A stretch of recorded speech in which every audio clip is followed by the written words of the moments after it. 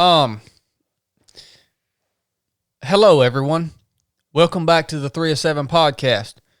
Blake, what are you doing? You need to pony up on that mic. You don't tell me what I need to do, son. Tell them what you're doing. Are you sure you want to follow Ted Nugent? Are you sure? Yeah.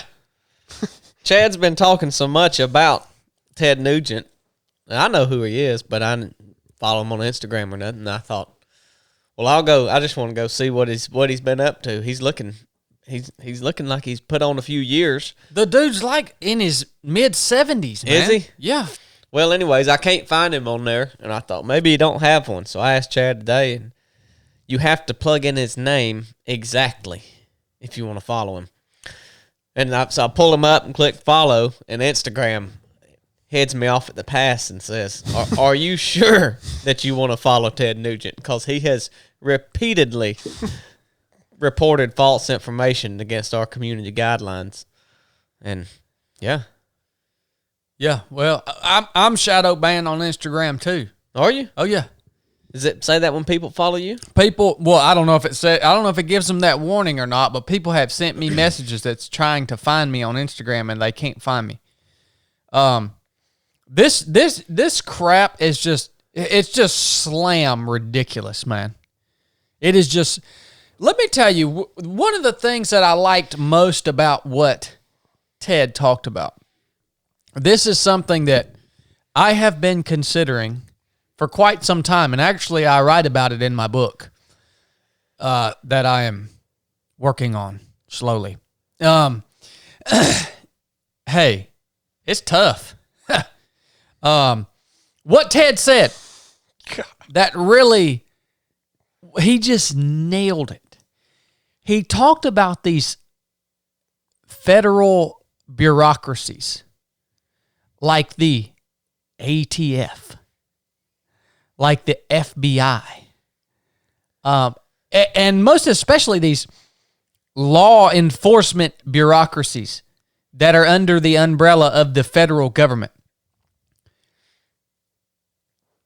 I don't know if y'all have thought about it this way, but we, the people of Georgia, should not recognize any authority of a federally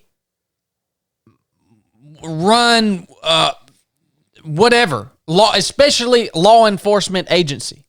We should not recognize any authority of the FBI, of the ATF, any of the, there's freaking probably a dozen of them. If you, the NSA, the IRS, you look, man. This is like what has to happen. When we talk about law and order, that should be in the hands of your local community law enforcement, right? Your sheriff, your local police department.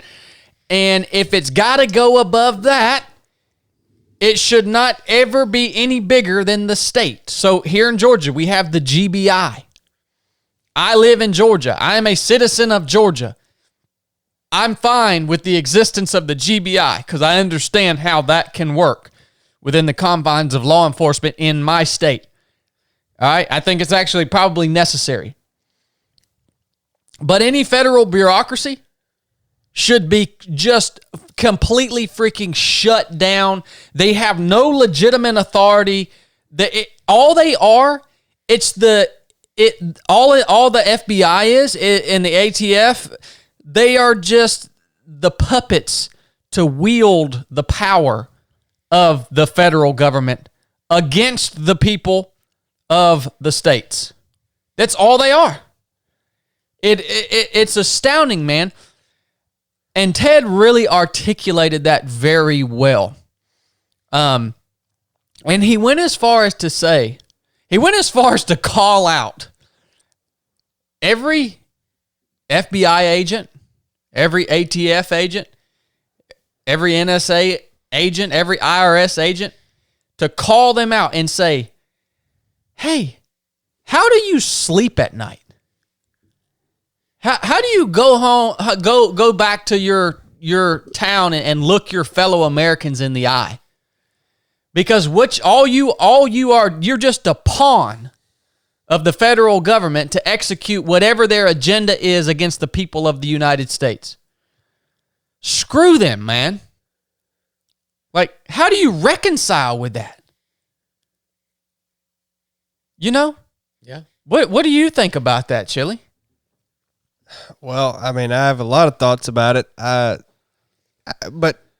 when you said that, like,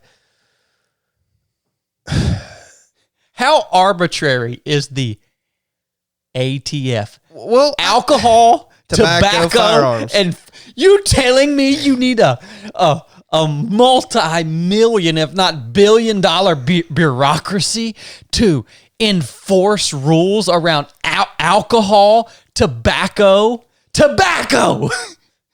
Well, let me tell you, if I want to go out and get some alcohol, if I want to go out and buy me some tobacco, or if I want to go out and buy me a firearm, guess what? You ain't got jack squat to say about it, son. Screw you. Well, I think a lot of that may have came, especially the alcohol, maybe from like early on with the prohibition and stuff, where they want to start regulating it on a big scale. And I think it's all things that they want to regulate and have control over, getting the tax income off of it. Yeah. Like I said, it's just a hand that wields the power of the federal government. This is such a complex topic, and you've just burst onto the scene with many claims that because I'm so anti-regulation, anti-federal government, as you couldn't be more, truly. But some of the things you've said, like, you know, the best form of government, or the best way for government to move, is to be smaller and smaller and smaller and smaller and more local. You know, like the biggest government with the broadest scope that you could conceive of is a global government, like a one world global government. And that's what we're headed towards. Well, right now we have huge nations like, you know, I mean, Russia is gigantic, and India and China and the US and Brazil. And that's, you know, it's very nationalistic, and then, and it's still broad, like, because honestly, we have local governments and state governments, but they have no power. Exactly. The federal bureaucracy can come in and usurp their power at any time. Right. But I will say part of the reason that is like, you know, we can move freely within states. Like, it's not like you need a passport to go from Georgia to Tennessee. Right? Like there's countries way smaller than Georgia and Tennessee in, you know, South America and other countries, other continents that you can, it's like, it's a big deal. It's like going from here to Mexico. And part of the reason that gets muddled is because of that, like disputes between states, like who is the intermediary between them? If there ever is that, well, it'd be a federal government. Like, I'm not making an argument for more regulation or anything, but I'm just saying that would be like what. It's so complicated. I can't even. I get what you're saying, and I'm not making some kind of legitimately though. It's on the states to make alliances with one another, and if you're butted up to a state like California, and a bunch of trash is coming out of California, guess what you can do as a state? Say, no, you're not freaking coming. You're not trashing our state. Screw you. To be honest with you, to just go ahead and get to the point, which maybe this isn't the point you're trying to make, but it's kind of the point I'm trying to make, is, you know, when people started talking about states seceding in 1860s, well, a civil war broke out. Yep. You know, so to throw that around lightly is, I mean, it's a big statement. It's a big thing to say. But like, would it fix the overall issue? No, because you know where if we split up again and had another war and everything else, you know, 100 years later we'd be back to where we are now. Oh yeah, we've drawn that conclusion. All we can do is buy time. So I'm not saying that this is like some ultimate fix. I'm not making any claims here. Certainly not that. because it ain't an ultimate fix. But I don't know why states like Georgia and Tennessee and Florida, well, and the California and Oregon and Washingtons of the world on the complete other end of the spectrum don't want to secede, don't want to be separated. Like, I don't get it. I really don't get why that's never discussed. Like, I haven't figured out what keeps that from being discussed. I guess it's kind of hard to avoid a civil war if that starts happening. So that's one reason.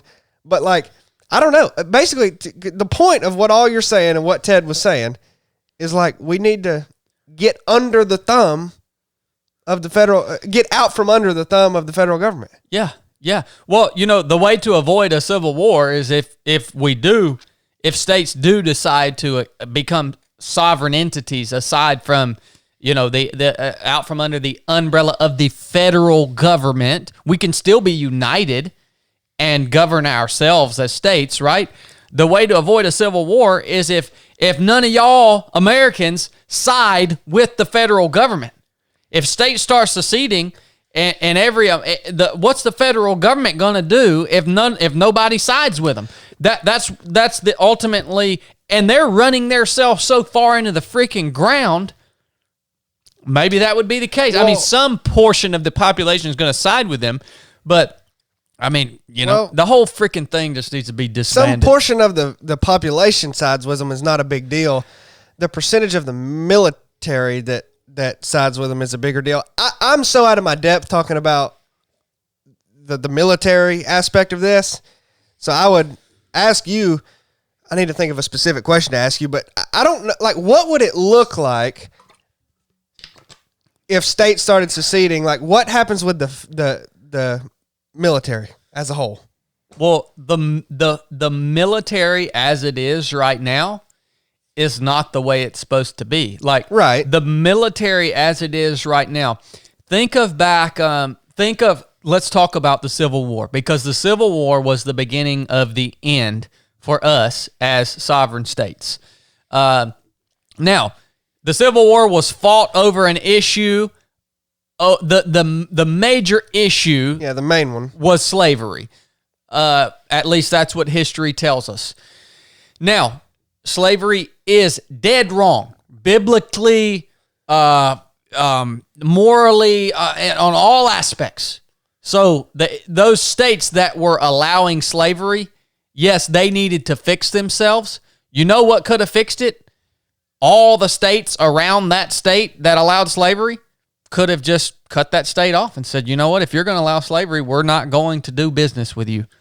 That would have fixed it. They would have changed their freaking laws within their state on their own. So we can do that amongst ourselves, but through alliances. We have to have alliances with one another from state to state.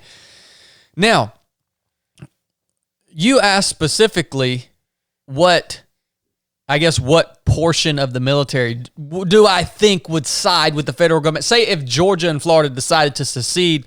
Well, I didn't ask that. I'd ask, like, how does it happen? When states start seceding, then what do people, I mean, you were in the Navy from Georgia, and like the Union starts freaking splitting up again. Like, what do you do? The U.S. military is not allowed to operate on U.S. soil. That they would have to react using National Guard troops. But what's to stop them? I mean, what if right? That's what I mean. Yeah, what's to stop them? Yeah, that's right. I mean, I would hope what would happen if they decided to go against that rule that U.S. military cannot operate on U.S. soil. If they decided to buck that rule and just send U.S. forces into a state in order to, keep the state from seceding, I would hope that such a small portion of U.S. military, I would hope that the pilots that fly the F-15s and the A-10s and provide all, I would hope they would say, no, we're not dropping bombs on the citizens of Georgia. No, screw you. Or they'd come drop bombs on the military that was responding on soil. Yeah, I mean, I would hope that would be the case. People are rapidly losing faith in the federal government. Like, there is no trust whatsoever in between us as citizens and the federal government. I don't trust a single thing any of them say. Well, when you say them, you mean like the Republicans, Democrats, Libertarians, anybody in that whole freaking Political mashed world. up bull crap. I don't trust anything they say. Oh, well, me Even neither. if it kind of makes sense, still don't trust it. Well, You know what the federal government, really the only job that I can comprehend them actually doing is it would deal with foreign policy. that's what I was going to say. How the United States interacted with other nations. That's really the only purpose, and even then, it's not the federal. It's not the federal government. It's just representatives of states, which is kind of how it is now. But it's become this big thing that is just this one thing. Even then, it's each individual state would have input in terms of foreign policy. That's the only thing they don't need to do any. Why? They don't need to do anything here. Every state can run itself. But like we've talked about, I mean, I'm just having to figure. I don't know how this would work out in my own mind. Like, I want less federal government. I want it to decrease in size and scope as much as anybody. But I don't know how that looks in terms of a foreign policy, in terms of military hegemony. Like, what does it look like if we don't have like a federal military? If there's just state run, there's 50 different state run militaries and they start forming alliances, like you say. Yep. Well, that's going to end up turning back into this. It would look exactly like it looked when we fought the Civil War. So in the Civil War, But aren't you susceptible to foreign nations at that point? if you're a crappy state and you don't have any alliances with any other states, then I mean, then you are.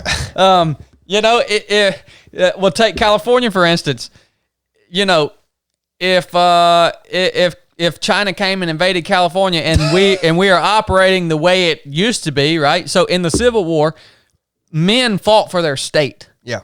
You can go to any Civil War memorial out there, and it talks about, as it goes through, who participated in the battle. It's not they're not identified as Confederate or Union troops, but specifically the state, the regiment from the state that those men came from. So each state had their own military. Each state had their own militia. That's another thing. Why the crap don't we have militias anymore? Yeah, good question. It is our right as Americans to maintain a well-regulated militia. Why do we not have a militia in every freaking community across this nation? You want to talk about protecting ourselves from an external threat? Yes, I'm considering this. But yeah, say China invades California. Well, let's say China doesn't have any good alliances with any other states, but even in absence of that alliance, another state could step in and push that foreign force out just to keep them from gaining a foothold in the continent, right? It's just so complex. I mean, It really- national defense is the biggest hang up with like dissolving the federal government. And you know what, man? We fight all these foreign wars for what? I mean, Now there are foreign wars that have been fought that needed to be fought. I just watched a documentary on the Holocaust. It's on Netflix. And let me tell you, you better stand by when you watch this documentary, son, because it is raw and it is horrific. And they're interviewing these Jews that were hauled to Auschwitz, and every single one of them says, the government didn't do this all at once. It's just a little here and a it's- little there. It's the same playbook we're using now. And they told us we were going here and there. And they didn't do this all before we knew it. We couldn't fight back. We couldn't help ourselves, and there was nobody to help us. And if that doesn't scare the ever-living crap out of you, this is recent history. Did you know that Hitler was obsessed with public health too? That's actually how they ushered it in. It began with public health. They would fumigate all this crap and send public health officials, bureaucrats around to clean stuff up and kill rats with Zyklon gas that they ended up using in the gas chambers to kill the Jews and the other undesirables, by the way. And the public health crisis turned into saying that some people were clean and some were unclean. Interesting. But I don't want to miss this. I have to say this because you said that war was needing to be fought. Well, why are we not freaking invading China with everything we got right now to stop the mass scale genocide that's going on there? That's what I have a hard time with. Is like, why not? Why not? Is it because China's helping the federal government achieve the agenda they want to achieve here on their own soil? Listen, man, China is killing Uyghur Muslims and Christians. It's and a ton of other people, but those are the two dominant, like in mass. I mean, I don't know how many. I don't think anybody knows how many, but it's millions. I mean that's. So therein lies and the point. And I'm not saying we should go attack them. Well, therein lies the point of the federal government, made up of representative of states. And then when you have issues like this come up around the world, the representatives from Georgia can say, well, you know what? Yes, we have taken a vote and we will commit our forces to go and fight this war against China overseas. And so maybe not every state will commit their forces. Who knows? Mean, it's just an example. You got to. That's a case by case basis. Yeah, you're exactly right. And you know what else we could do to freaking China?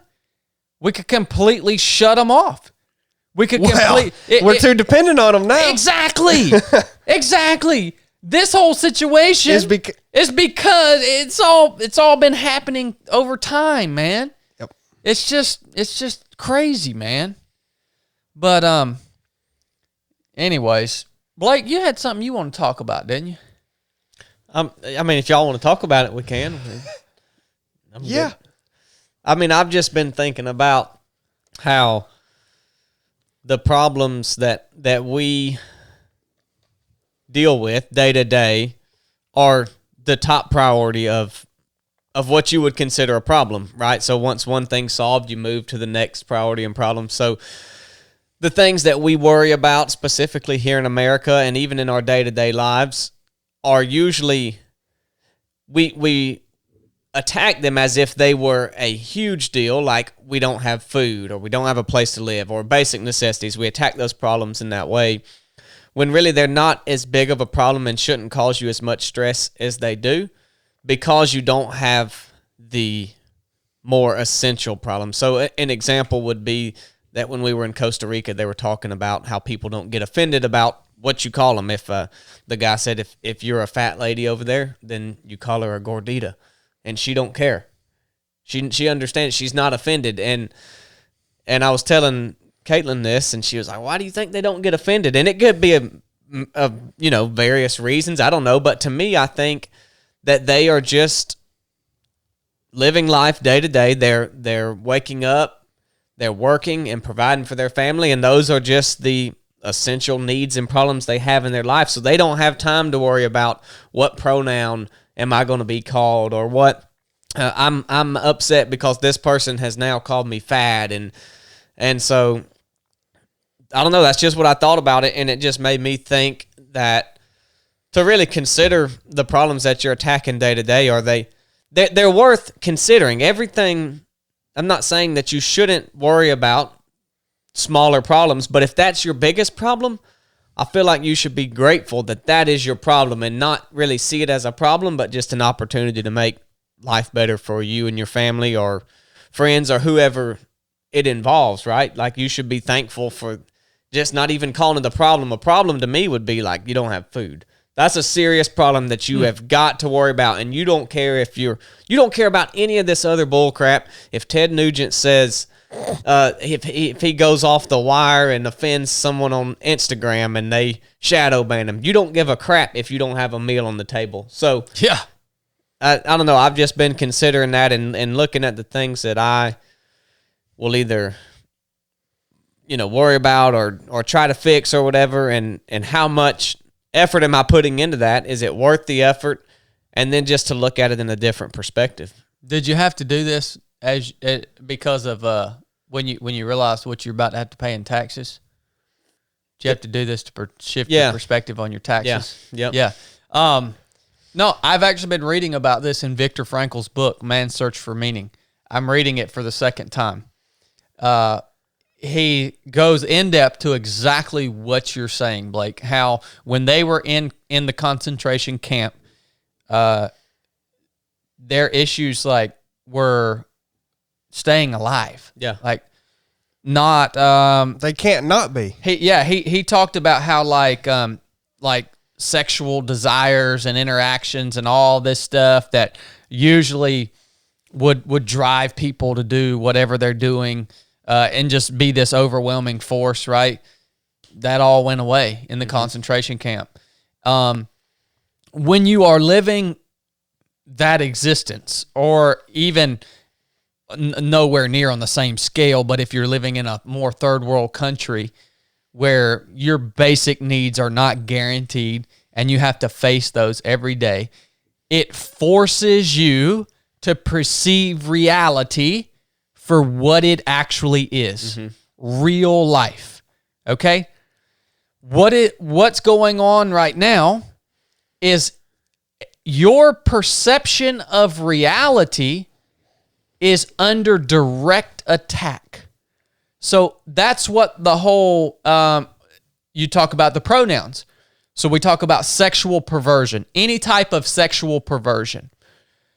The main problem with sexual perversion, whether it's homosexuality, identifying as a man, being a transvestite, there's actually new words for weird sexual orientations now that they've just created because they don't exist in reality, right? So they had to create new words to describe. Well, now it exists. This thing that is not possible. The main problem, if you're a homosexual, guess what? That's not a big deal to me because the repercussions of your lifestyle are felt by you and not by me. So the repercussions of your sexual perversion is not projected upon society. The main issue with this crap, man, is they are changing your perception of reality.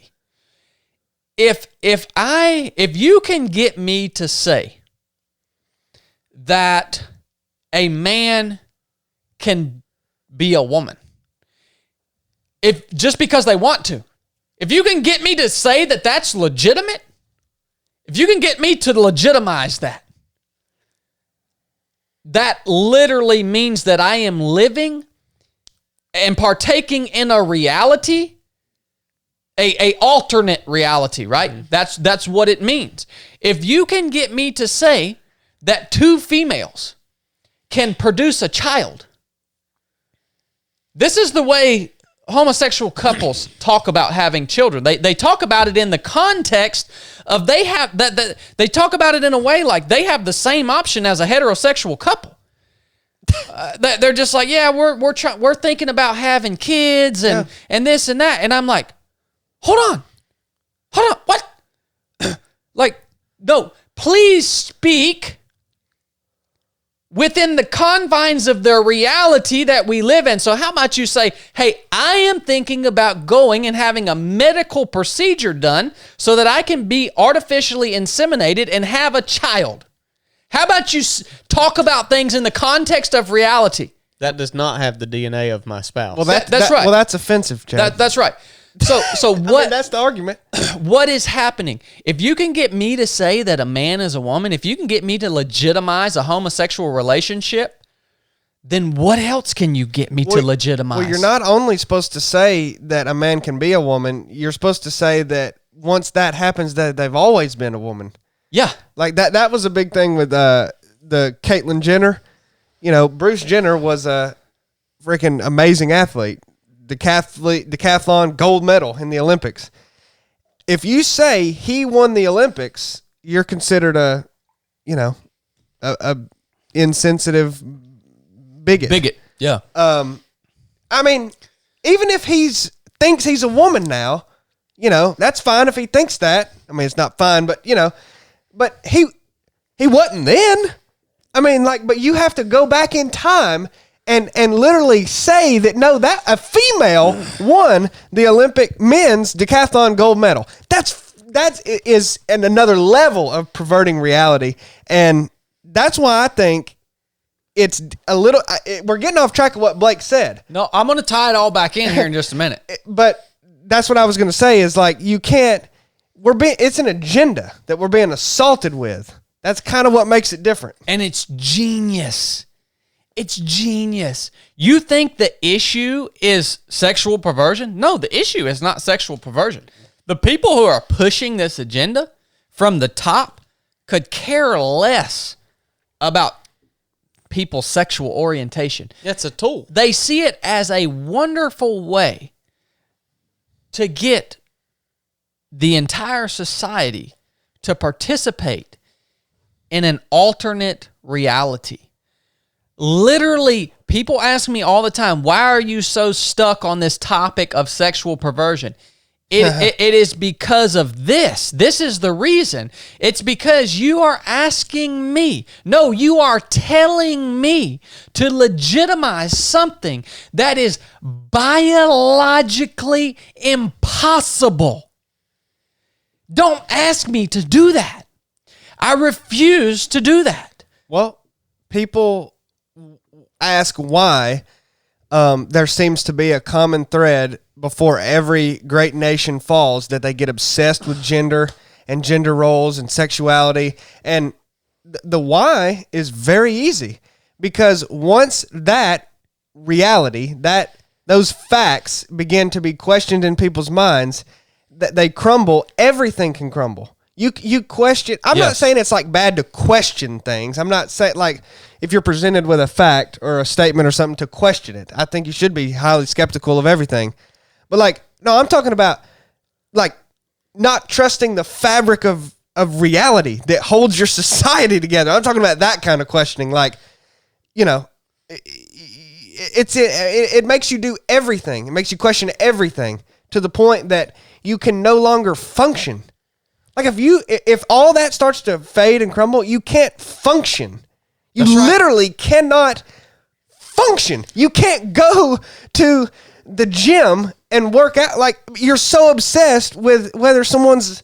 I mean, it's insane. That's why it happens. That's why the Bible is so important, because if you don't have something that is a beacon or that is absolute truth, then who's to say that their reality, even though it doesn't make sense, who's to say their perception and reality is different, is right or wrong compared to ours? Because, I mean, yeah, you can say, well, they can't reproduce and this and that. The laws of nature dictate the laws of nature dictate reality to a certain point. Well, and where do the laws of nature come from? And the designer. Exactly. But even if you present a different case, if you were...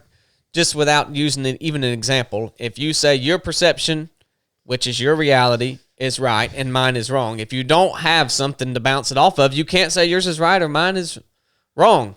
You know what I mean? And that's why the Bible is so important in this, to have some kind of truth that is just absolute. And you say, well, you can, like you said, with the laws of nature, and some things are just common sense that the average sum of people would say, yeah. That's starting to crumble. They wouldn't say it. It would just be a fact. Yeah. This is impossible. Well, but those are the very things that are crumbling. And that's where sexual perversion is one of those things, right? Yeah. Now other things like say drunkenness, say other moral issues, right, that destroy culture, drug use, yeah, or whatever. There can be some gray in. And even you could go deeper on something such as a big thing right now is pedophilia, right? Adults having sexual relations with children. By the laws of nature, that is possible. Yeah. Oh, right. So that's separate from saying a man is a woman. Yeah. All right. So pedophilia is something where it's nice to have that standard, such as the Bible. Okay? Yeah. No. Well, I didn't know where you were going with. Pedophilia is about to be, you are about to be demanded to say that that's okay. I know. I don't know that, but you buckle up. You're about to be freaking demanded that is okay. That is good. That's, and I mean, once that starts happening, if that don't make us crumble, I hope it does. Because I hope it does too. Because that ought to, we're way past needing to face the consequences for all this, but Lord, if that starts happening, you're gonna bust out that Red Hawk. Yeah, holy crap, man! But that gets me freaking. The whole deal of homosexuality is kind of its own thing, right? As opposed to other problems that we face, it's different. Well, yeah, and I prefer to call it sexual perversion. Yeah. So by sexual meaning what sex you are, how you there's only one way for human beings to have sex as the word is defined. Right? Yeah. Well, that's the funny thing about all of this sexual perversion is it doesn't make sense from a purely naturalistic standpoint. Like if you're just an evolutionist, naturalist who believes that nothing matters and everything, it's just all about reproducing and that. If sexual perversion takes over this society, humans don't even exist. Well, it doesn't make sense from a purely naturalistic standpoint. It's insane. Yeah, they rely on the people who aren't sexually perverted to continue human race. No, but we're trying to make everybody. Well, it's just like you rely on the vaccinated people not to spread the coronavirus, Chili. Same logic. Yeah, same logic. No, they're trying to turn everybody to accept that. And if everybody does accept that and start living that lifestyle, we don't exist anymore. It doesn't make sense. You can't even make it make sense in your mind if you if you put yourself in that alternate reality. It still doesn't make sense. It doesn't hold up. Oh, well, in alternate reality, anything could happen. People could be spraying up out of this ground out here, son. I can identify as a dog. Yeah, I can have puppies. So you can identify as someone who can never die? Yeah. Oh, yeah. I could do anything. So we can live forever then. Totally. It don't matter if we don't. In the alternate reality. Okay. that now a large part of America are living in. A large part of the Christian church is living in this alternate reality. Holy crud, dude. Yeah. And so how does this tie back into what Blake said? When you are concerned about your day-to-day, your real needs, all right, when those aren't guaranteed, when you have to work for those things, when you have to plan for those things, you are forced to live in the actual reality. Well, because we have so many people that are now living in an alternate reality. That's why we spend so much time fussing and arguing about all of these aspects of an alternate reality, and we can't draw any conclusions on any of them because there is no definitive truth behind any of them. There is no truth in the alternate reality. Well, no, and you take it away, and someone who is in an alternate reality would either die or they would come out of it into real reality. It's one of the two would happen. They would stay in it and they would die, or they would come out of it and say, "Oh, I've got to figure this out."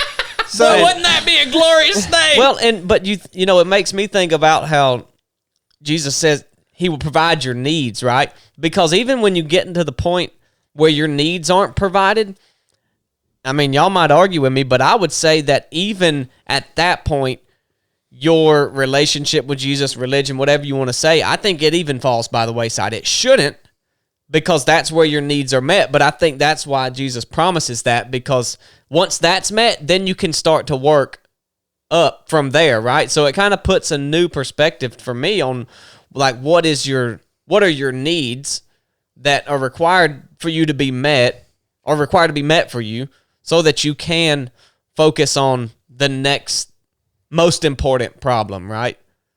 I don't know. I just... It's interesting. You really need to read that book, like Man's Search for Meaning, because this guy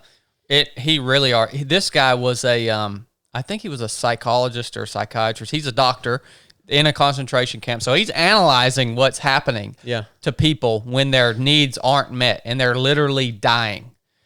And he said, you would not believe how strong people's faith in God was in the concentration camp. He said a lot of times it would really catch new arrivals off guard when they would arrive at the concentration camp, and at night in their bunkhouse, they would be holding a church meeting, a service, praising Jesus, singing, maybe not Jesus, they were Jews, but probably praising God, singing. And so that's interesting. Yeah. That's interesting. We have a case study on how your daily needs not being met, what that does it increase or decrease what you put into your relationship with your Creator? Yeah. That's a good case study. Yeah, and I guess at that point, you don't have no other option. Yeah. And we talk a lot about banding together, and why is nobody doing this? Why is nobody forming this? Why are we not uniting against these causes and these things that are going on? It's because all of our needs are being met. You take all those needs away, and you see the state start, because people see that there's a problem, but it's not a problem to them yet. Yeah. Well, and when you take that away, then people will say, oh, crap, it's time to act. Now, I wish we would have acted back then, but we can't. There you go. People will not band together right now, because as bad as we say things are, and they are not perceived to be as bad as they are, because you're still going to work every day. You're still going to the gym every day. You're still going and getting your sandwich and your coffee, and life is still good in your world, but you see the storm coming, the clouds, everything is coming your way, but it's just not here yet. And so it's like, why am I going to put on my raincoat when it ain't raining here yet? And that's why nobody is banned. You can rack your brain saying, why don't we do this? Why don't we do this? But nobody is going to be all in until it's all gone. Let me tell you a story real quick. I had one time a building that was infested with termites. And when I saw that the building was infested with termites, I pulled the inside boards off, and I could see all the framing in the building, and it was just like sawdust, man. It was like, oh man, like this thing needed to be torn down, right? So at that point, I had two options. The thing was still standing somehow. I had two options. I could either go ahead, rent the equipment, plan a day, have everybody out of the way, have a safe environment, and I could go ahead and tear this thing down systematically, right? I could have a way to dispose of the trash as it came down, and I could do the job right once I saw that it was just eaten with termites, right?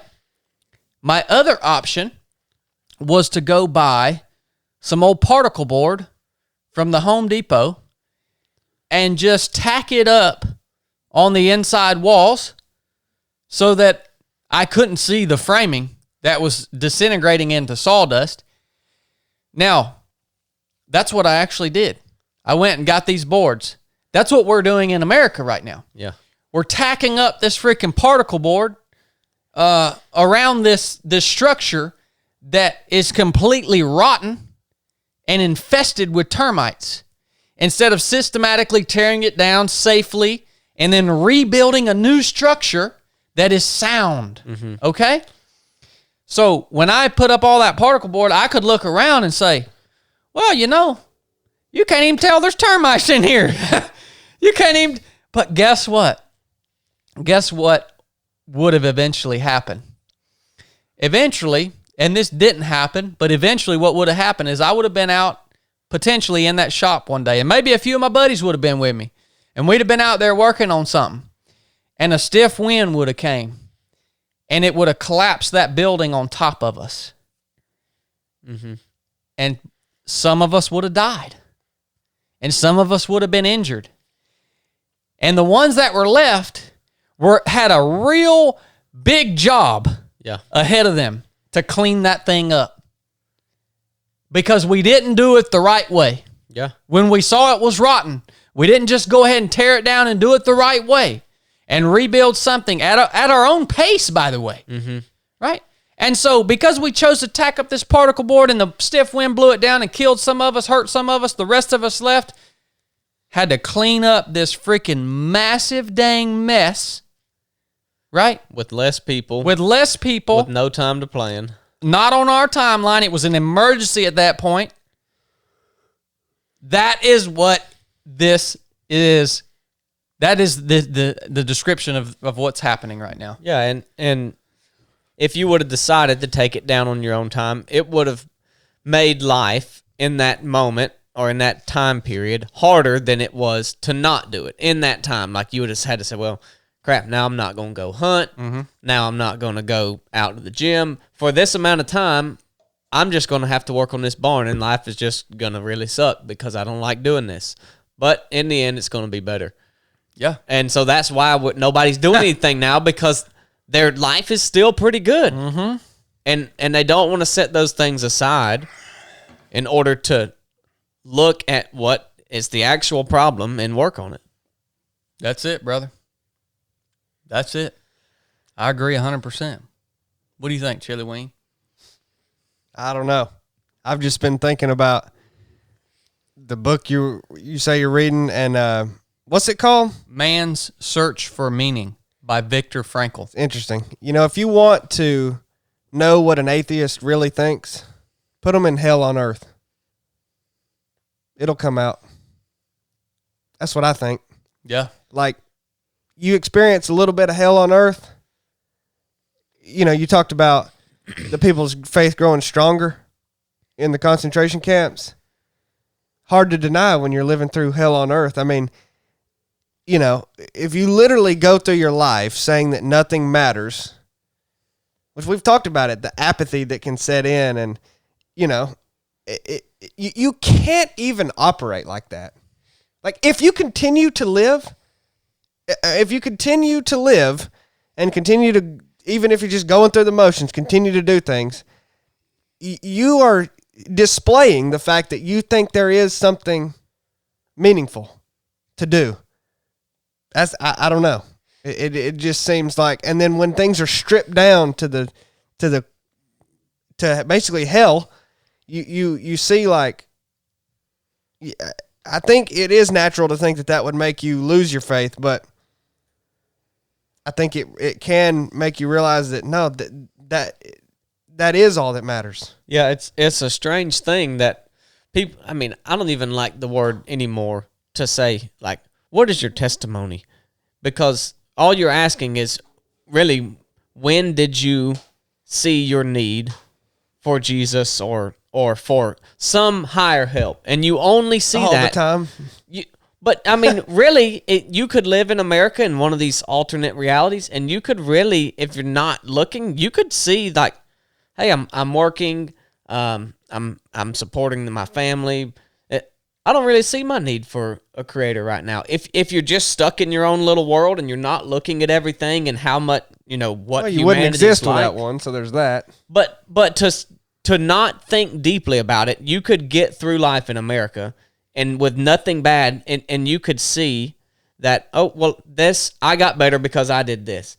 I have this, all in your own power, until something comes along and wrecks you, and you say, well, I have literally no control over this situation. And at that point, at your lowest point, you would think, well, how could God let this happen to me? I'm just doing away with it, with faith altogether.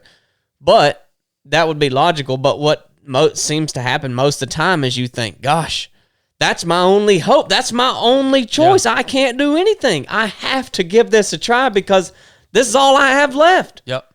And when you get to that point, that's when you meet Jesus. And if you don't get to that point, I mean, you can understand and say, well, I think that's probably the best option that I go follow Jesus. I'm going to give that a shot. But I feel like until you have something in your life that you really see that I have no control over this, and this is my only option, that's when you meet Jesus. Well, for some of us, we have to get to that point. Yeah. For many of us, for many of you guys that are much more, I don't know if intelligence isn't the right word, but maybe some of you guys that are less hard-headed, you don't have to get to that point. I mean, I look at Chili. Chili has a powerful faith, knowledge of Jesus. He is a son of God. He has, that I know of, I don't know that he's gotten to that point in his life where he said, I got nothing left, man. I think he did just recently with the scale of it can be different, right? Yeah. It might not be significant, but with your racing, like the stuff that you told me and you realize, I'm not saying true. I'm not saying that that's when you met Jesus and got saved. I'm saying that's maybe what I'm getting at is that's when you seek Jesus the most and you have the most understanding of what he is capable of, and those kind of things add to your faith in Jesus because, you were saved before that, but when that happened, you told me that you had gotten, you had not been racing for the right reasons, and you had you had essentially been doing that all in your own power, right? Yeah. And, I don't know what you made of it or whatever, but what it sounded like to me was that situation showed you that you were on the wrong path, and that in this situation, now you're forced to turn and reassess why you're doing things, right? Maybe it's not necessarily your need for them, but to continue on and go forward, it made you reassess why you're doing the things you're doing. Well, I think to say the need for, I need to be recognized or reminded that I need a Savior all the time. Salvation is an interesting thing to me, and I've been thinking about it so much. Hours straining, almost like, well, you need to quit thinking about it for a second, but I can't because it's so important to me, and I think it has so much weight. I don't like to say you understand it. I don't. It's literally something that does not happen. I shouldn't make this statement. I'm not sure. It's like it's not something that happens once, like you're saved once. It's like you have to be saved every single day. In a way, you have to recognize that need continually.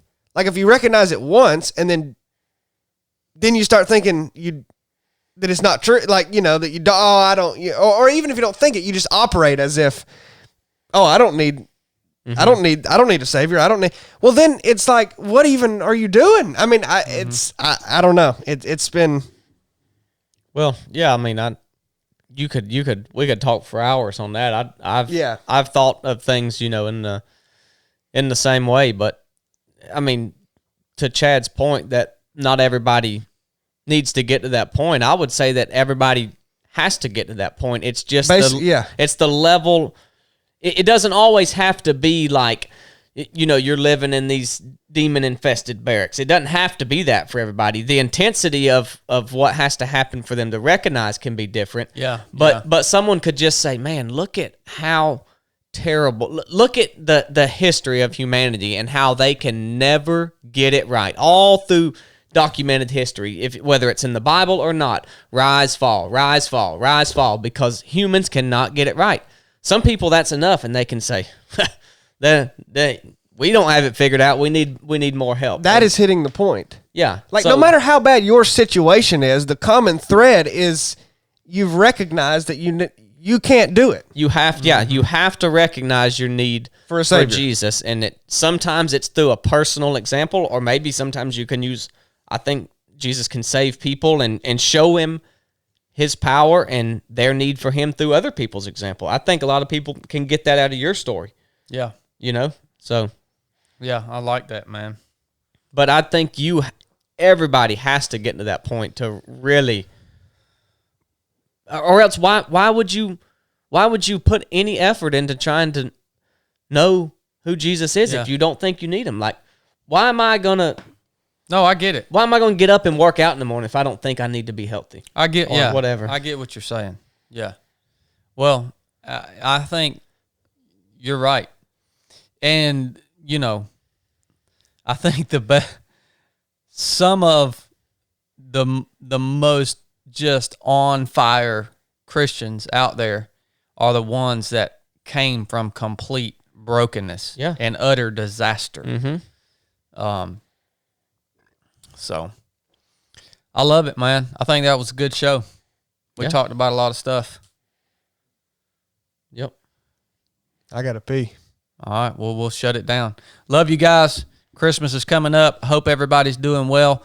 Oh, go hit the head real quick, Chili. I'm gonna talk real quick about these Xoskin leg sleeves because I have used these leg sleeves extensively. Chili, I want to get your take when you come back in on leg sleeves for ultra running. All right.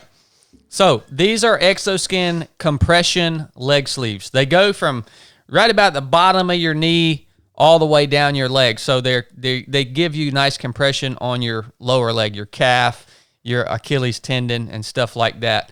I ran most of my long races. I like to wear these leg sleeves. I'm sure Chili can tell you more about this, but the actual science behind the advantages of compression, I think, is kind of up in the air, right? For me personally, I love wearing these things on long races. It's like it hugs your leg, and when your foot strikes the ground, you get that kind of shock and your muscle kind of shakes, right? And these things they just feel comfy. Mm-hmm. They just keep everything nice and tight, right?